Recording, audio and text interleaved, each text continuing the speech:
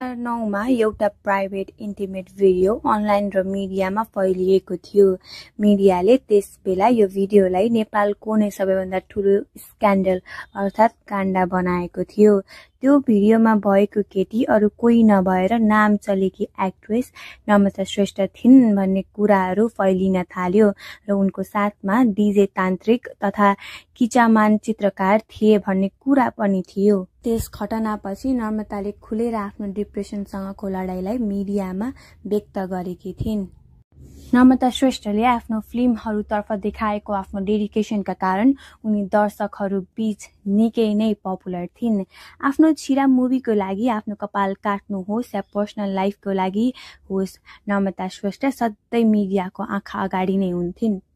2023 जुलाई महिनामा नम्रताले डेट गरिरहेको को एक्टर शाहरुख तमाकारको मृत्यु हुन्छ र नम्रता श्रेष्ठ फेरि शङ्काको घेरामा आउँछिन् र अर्को कन्ट्रोभर्सी फेरि नम्रता श्रेष्ठको जीवनमा आइपुग्छ।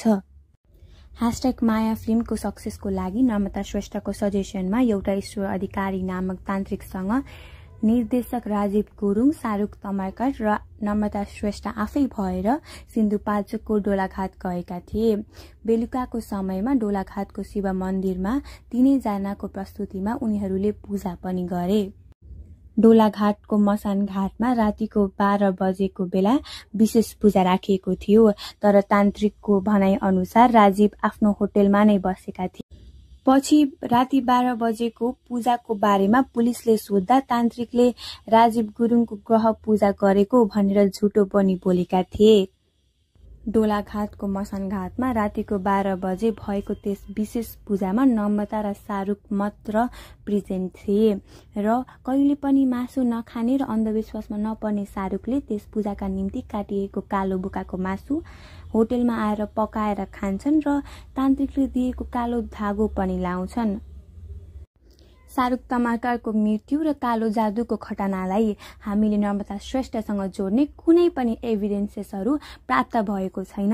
एभिडेन्सेस नभइसकेपछि हामीले नम्रता श्रेष्ठलाई यसरी औँला ठडाउनु त गलत कुरा हो, तर पनि यस सबै कुरा खुलेपछि मानिसहरू बीच नम्रता श्रेष्ठमाथि शङ्का भने रहिरहेको छ। शाहरुखको बुबाको मृत्यु पश्चात नम्रताले फेसबुक पोस्टमा हार्दिक श्रद्धाञ्जली दिँदै अर्को पोस्टमा त्यस डोलाघाटमा भएको पूजा र तान्त्रिकसँग आफ्नो केही पनि नाता नभएको कुरा व्यक्त गर्छिन् र आफू महिला भएकै कारणले हजुरलाई यो भिडियो हेरेर कस्तो लाग्यो भन्न नबिर्सिनुहोला र नम्रता श्रेष्ठ हजुरलाई कस्तो लाग्नुहुन्छ त्यो कमेन्ट सेक्सनमा पनि भन्न नबिर्सिनुहोला।